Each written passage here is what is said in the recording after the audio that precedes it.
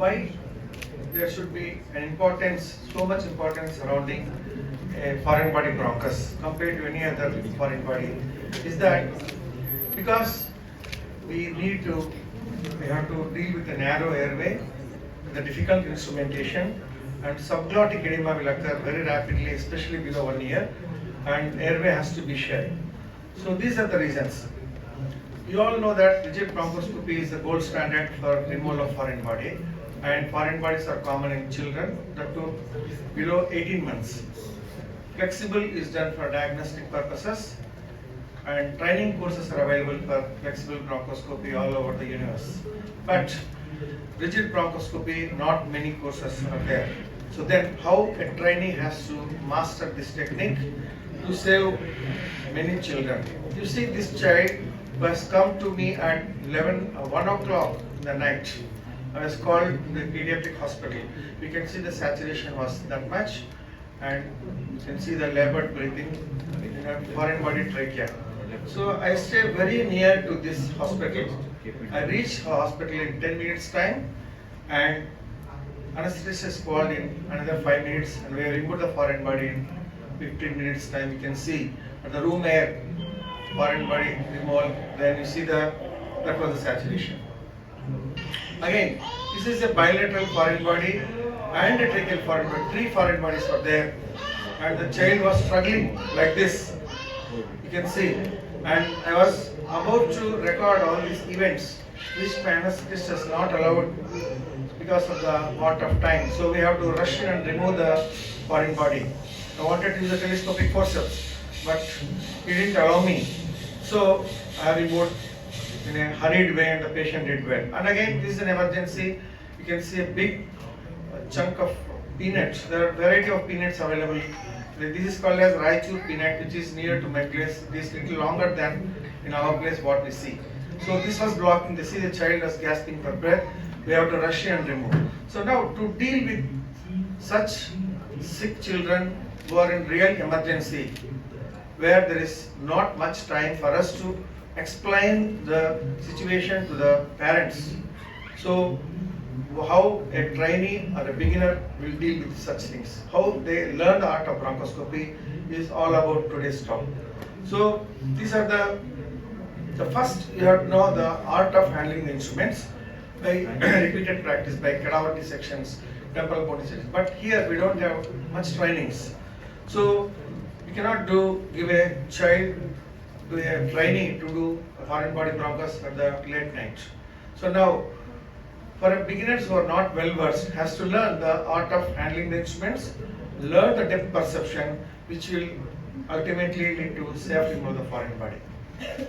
So these are the lines which has to be understood by the trainee. Never think that I have not given a chance of foreign body. I was also not given a foreign body removal during the PG days.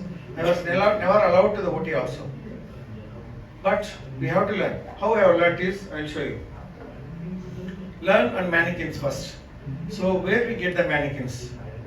So these are some of the mannequins that are available with stores people, and there are some courses conducted in abroad, not in India.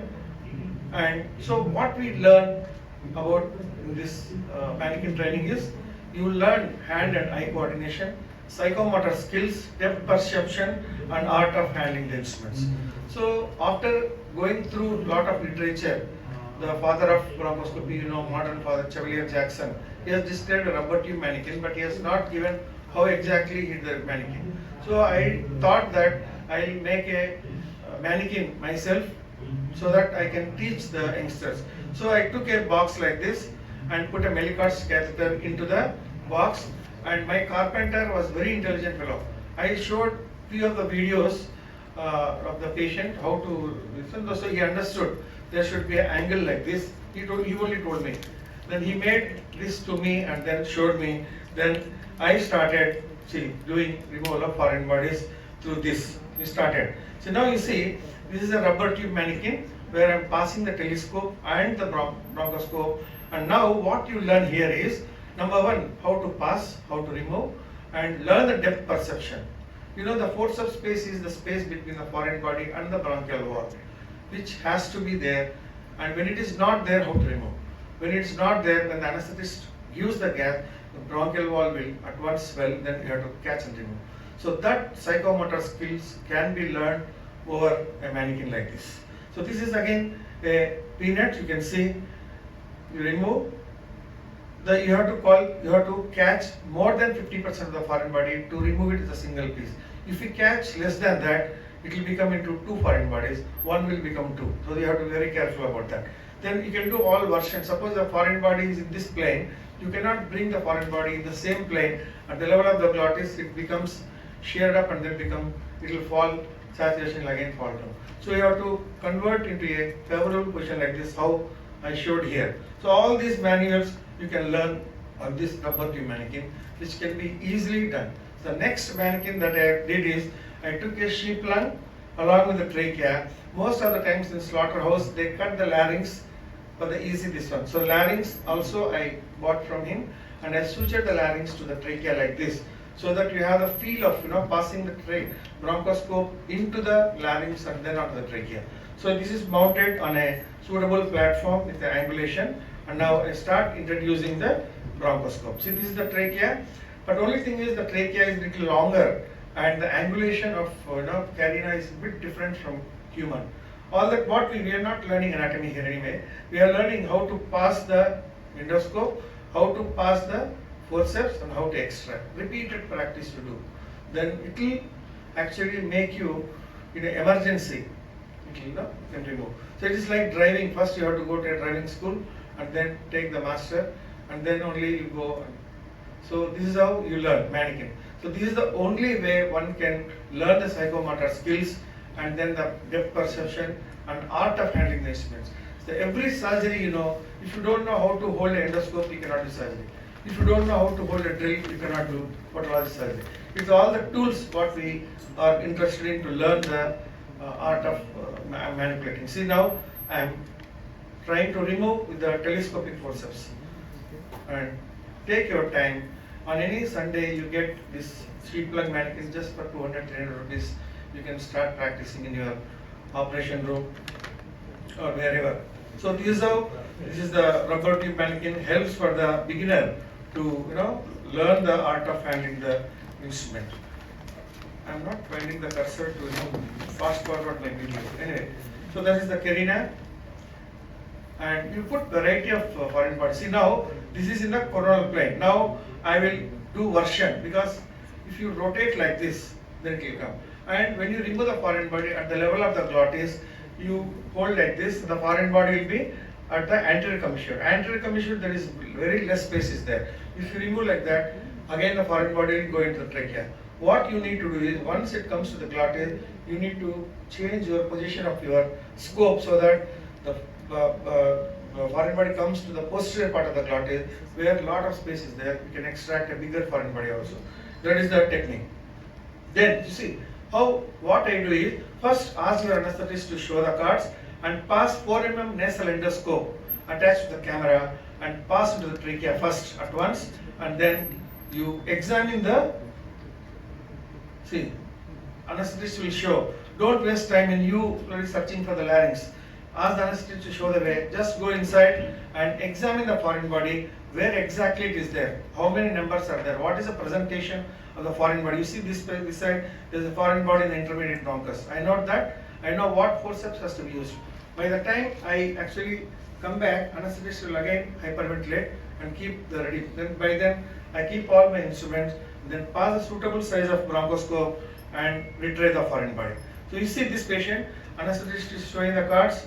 This is an easy way to do extraction of foreign body. See, I see the trachea and I see a bunch of staple pins on my left side. Now I know how to remove them.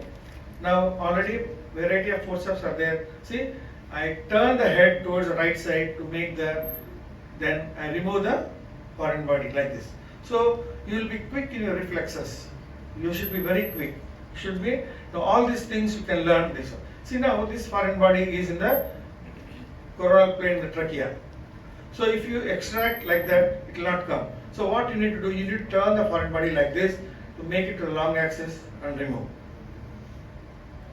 Then once the anesthetist show the cards, you introduce the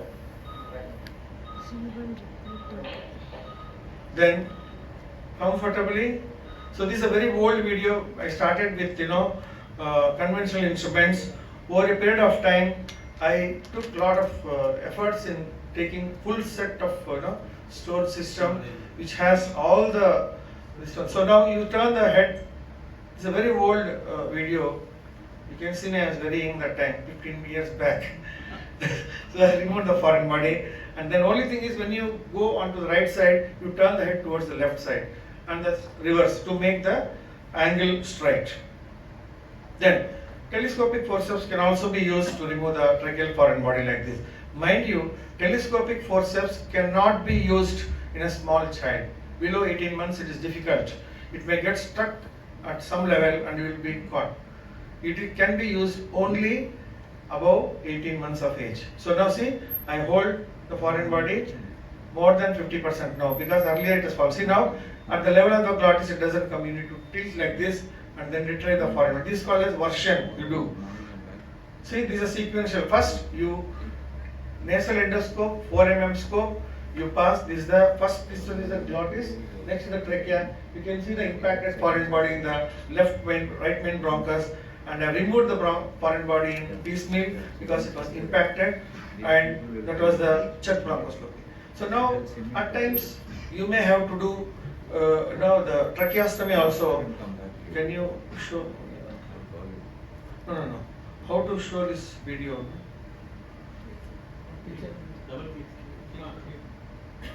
Yeah. A very big beetle nut on a very late night. So we have to do a tracheostomy, and then it was not coming through the glottis. So I cannot forget this day because the whole town where I practiced was pitch dark because of some problem. So I have to carry all instruments to somewhere else. My friend was trying to do, he couldn't remove, so I had to carry all my instruments. On the late night at 12 o'clock we did this tracheostomy and removed the foreign body. So once the foreign body is removed, we decannulated the next day.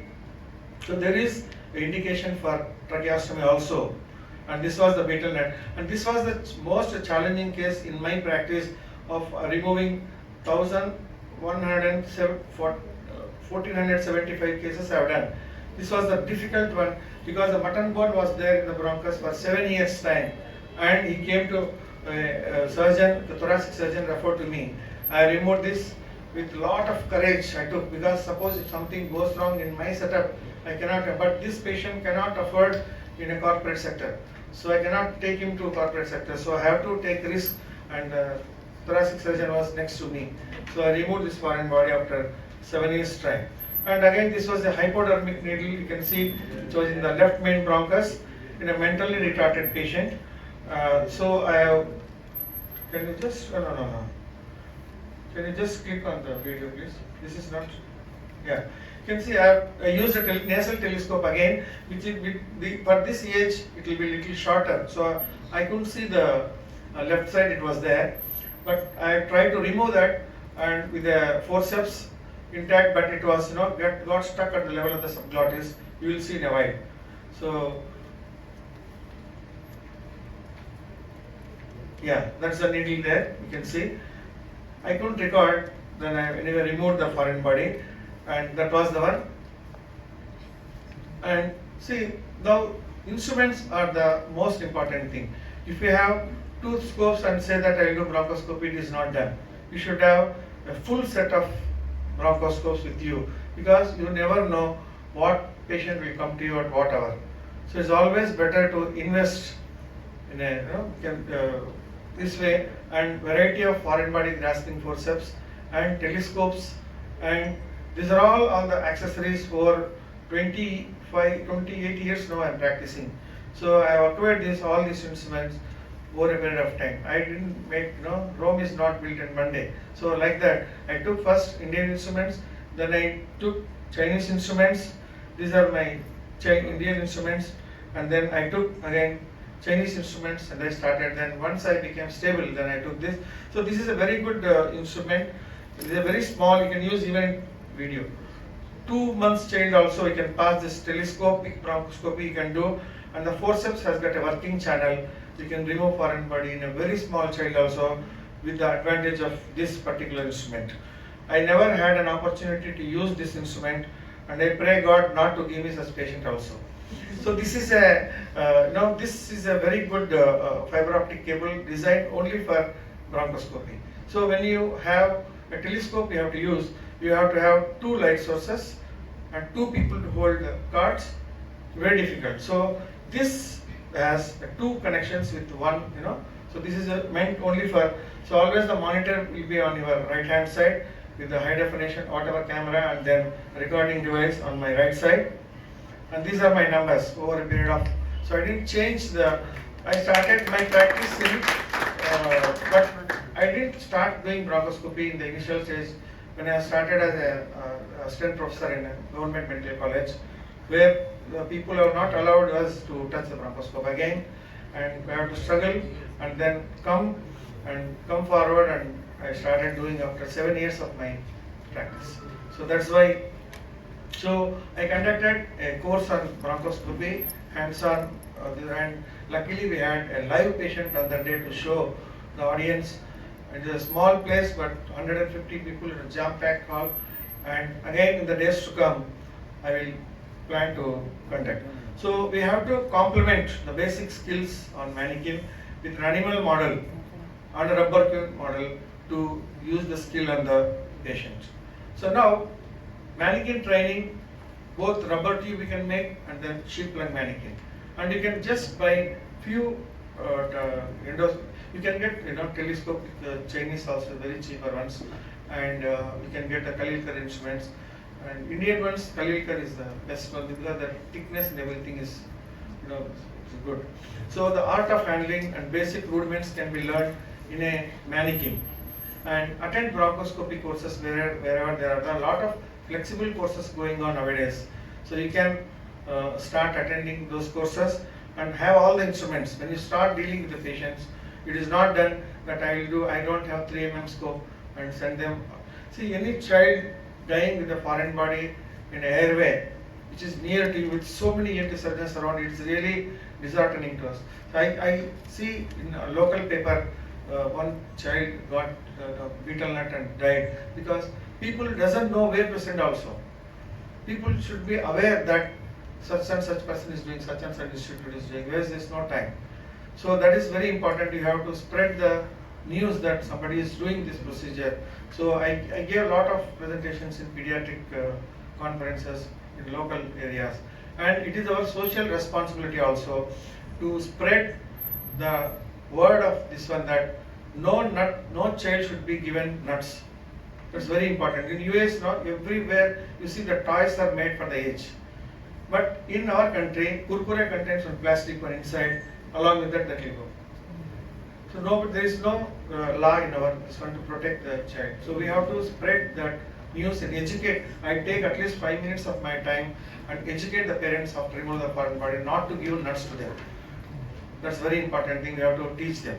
And a patient who are done foreign body bronchos, they have grown up, and their parents are sending patients to me when they are emergency. See, my child, the parents say, you go there. So like that, I got a lot of patients from different. I practice in a place where the medical center catering for 6 neighboring districts. So we get patients from a lot of places, and they refer to us. So you should have a competent anesthetist who should be well versed in managing these small kids, and you have to take an advice from the seniors, and you have to correctly judgment. The one thing what you should not do is, you should know when not to do bronchoscopy also. Any patient who has no history of cough, no history of aspiration, patient is having fever, but reduced breath sounds, don't do bronchoscopy. Fever is not a symptom or sign of a foreign body bronchus. It's a group or something else may be there. You have to do an emergency bronchoscopy only if the history and choking history is there and the child has got cough, choking, reduced breath sounds. Any two you can put, but if the child has high fever, no. Severely breathless, no. And good outcome for both surgeon and patient is there when the correct indication and the timing. And it is not, suppose if the patient comes to me, the history of foreign body aspiration of 1 month old, If they come at late night, I won't do bronchoscopy in the late night unless it's an emergency. Because whenever the patient has reached the hospital, they can always wait for the time. So it's not that if you don't remove the foreign body, the child is going to die. Then only you need to operate at late night. You have seen first 2-3 patients, there is no time. Especially subglottic impactions and tracheal foreign bodies, bigger size, you have to take them tonight, but not right or left ones. And another piece of advice to youngsters, suppose if you have come across a patient with tracheal foreign body in your place, what you can do is, you can just push it to one side. The bronchoscopy cannot remove, just push it to right or left, the child will be surviving till they reach the place. So with this, I conclude my presentation, and I have more time. Huh? So these are the various foreign bodies, small children, 3 months child with a nail and a slate pencil. I had, various developments in my practice. I had a small cell phone type of recorder to start with, then I moved to now Storch and Sony. So like that, the instruments. I want to ask a question. No, not till. Okay. So now we are all, we are not surgeons. We are all instruments. But the real surgeon is somewhere. He is playing with us. So never think that we are great. He is the one behind us to drive us. Yeah. Excellent presentation. We have a lot of messages to take home. So when you're doing a rigid bronchoscope, how did you manage to record the removal of the foreign body? Telescopic forceps. Telescopic forceps. I mean the forceps has a... No.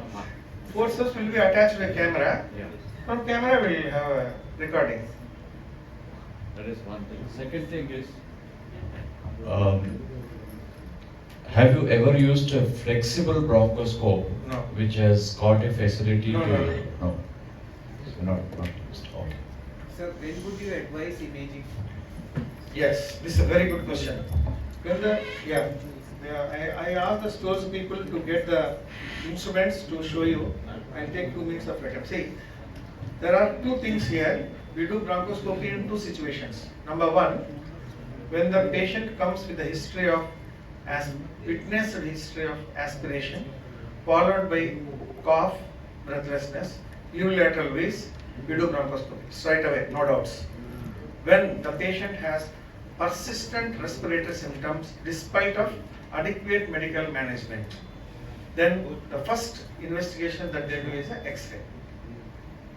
Then X-ray, it will take for some time for the things to develop. To emphysema, it takes 48 hours it takes to develop. But we do CT scan in suspected foreign bodies who have got persistent respiratory symptoms despite of adequate medical management. But we don't do routinely CT scan for the reason that the respiratory movements will have some impact on the imaging. The child, we have to sedate. Already the patient who is under stress or under distress, we will not do. The patient who had history of aspiration or cough for 6 months, 1 year, no problem, we will do imaging in them. CT scan we do, plain CT scan. So anesthetist will be ready for a jet ventilation. No. There are 2 kinds of ventilation here. Number 1 is a jet ventilation, and the kind of instruments that the storage has. Now the correct thing has come. See now, this is the sheet of stores, and this is the prism where you put the light. The difference between conventional and storage is the light will come from here, whereas the conventional thing will have a long this one, which will occupy 1 millimeter of your space. That's the first advantage. This is the working channel, and here you will connect the anesthetist port here, and then you seal here. This is meant for suction. This one. Then this you will seal with either a glass, or you have 3 things are there. One is glass shutter is there, where when you want to put the endoscope, you will move that, and when you are seeing, you will close that.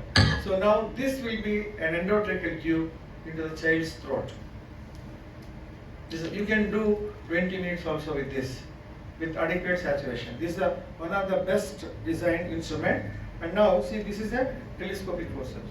Telescopic forceps has, this is the Light source.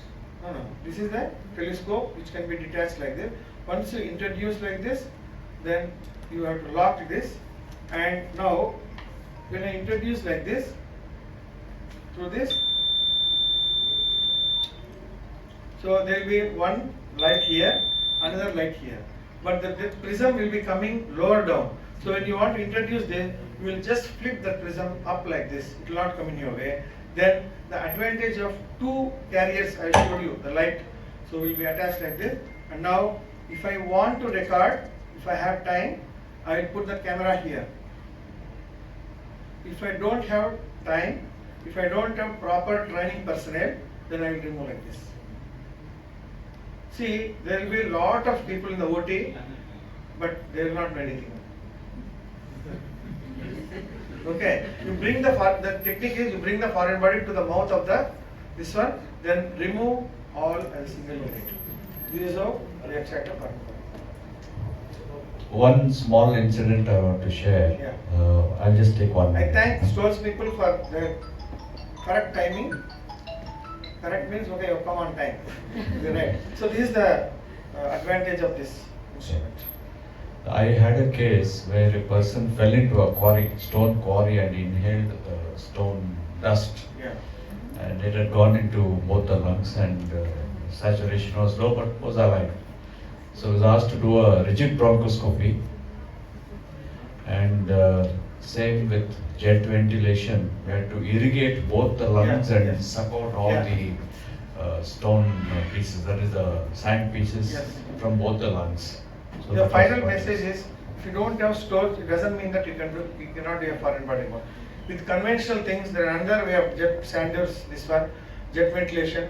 You can get this jet ventilation from anesthetic company. Anesthetics, it's available around 5 to 10,000 rupees. It is there. Both things I have in my OT. So when I want to use this, I use that. When I want to use the ventilating bronchoscopy, we use both of them. So only thing is, this only surgery I prepare trolley myself. I don't allow anyone to do that because I am the only person. If you prepare for 2 minutes, 2 hours to do bronchoscopy, it takes 2 minutes for you to remove the foreign body.